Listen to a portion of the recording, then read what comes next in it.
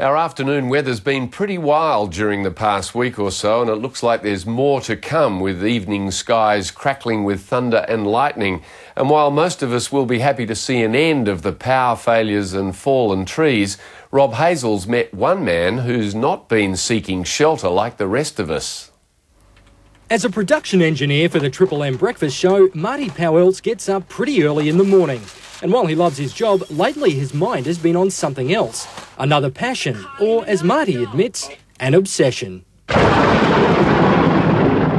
Marty is a self-confessed storm lover, even checking the weather radar while at work, and he makes no secret of his tempestuous affair. I mean, it's great being known at work as being keen on storms, because if I'm busy working away and I don't know there's a storm going on, or I don't know that there's one approaching, someone will always come and tell me, you know. It's very convenient. It also means concentrating on work can be tough. Well, I try and get out as soon as I can. Depends on the time of day. Fortunately for Marty, most storms rolling in over the western suburbs hit late in the afternoon, after he's actually finished work. And sure, they are fascinating, but why the obsession? Just the fact that it is something different, and the fact that it's so powerful and dangerous and all those things, it really gets your adrenaline going. And I think there's something about the danger that is really attractive. Marty's adrenaline has been up quite a bit lately, and the danger's been looking pretty darn good too. In fact, right now, Marty's monsoonal mistress has been paying regular visits.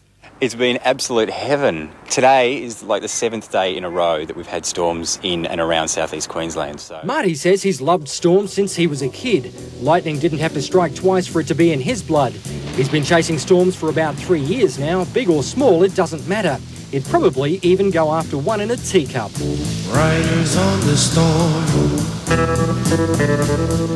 His home video shows the chase, and before you say Marty is completely insane, there is method to his madness. You see, Marty takes photos, and any way you look at them, they're crackers. I mean, I'm into lightning in particular, and it's really trying to nail the great lightning shot, you know, and that can be really difficult. He spends much of his time on the roof of the Pouwelse shopping centre, an ideal western view, and quite often the best shots are taken when he's a fair way away. Sometimes, particularly from a photographic perspective, it's actually better to be a little distant from it so that I can get a good photo, because once you're inside the storm, it's basically raining and you can't really take the camera out, so it kind of makes things difficult. Of course, one man's pleasure is plenty of others' pain. Storms are dangerous, and if you find yourself caught out in one, there are things you can do to give yourself maximum protection. We have to be so aware of the hazardous nature of the environment in which we live, and don't take anything for granted. Mike Morrison from the SES says we shouldn't downplay the dangers involved with these afternoon storms, and there are plenty of different dangers to look out for. Summer storms are very, very dangerous hazards. It's just not rain, it's hail, it's lightning, it's high winds, and as a result of that, it's debris that is flying through the air. Can be injurious to you, can cause damage, and you need to be aware of all those risks. They hit quickly, but there will usually be warnings issued on the radio and TV beforehand that shouldn't be ignored. Absolutely. Dangerous and unpredictable. And even the Weather Bureau doesn't have any way of predicting the actual ferocity of a storm. They can only tell you what the dangers are, and it's up to us to heed those warnings. Mike says if you do find yourself in the middle of a violent storm, there's a couple of things to consider depending on the situation. First things first, find shelter. If you're out driving on the roads, pull over to the side of the road, but stay in the vehicle.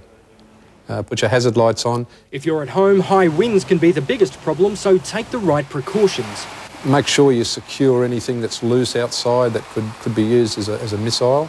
Lock the windows, and if the storm is extremely bad, move everyone into a small room such as a bathroom.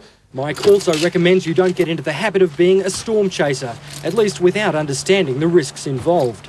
I think storm chasing is fraught with danger, and unless you're taking precautions, you're putting yourself in harm's way and possibly other people in harm's way trying to provide assistance to you. Marty says he takes every precaution possible and more often than not has shelter close by, but try getting him to stop. In fact, he was keen to find out if I had the passion in me as well. Whoa! What'd you think of that, Rob? Rob? Well, I guess I'll just have to work on it. Rob Hazel there, and the dangers of being out in our storms. Well, now for a quick look at a couple of our stories.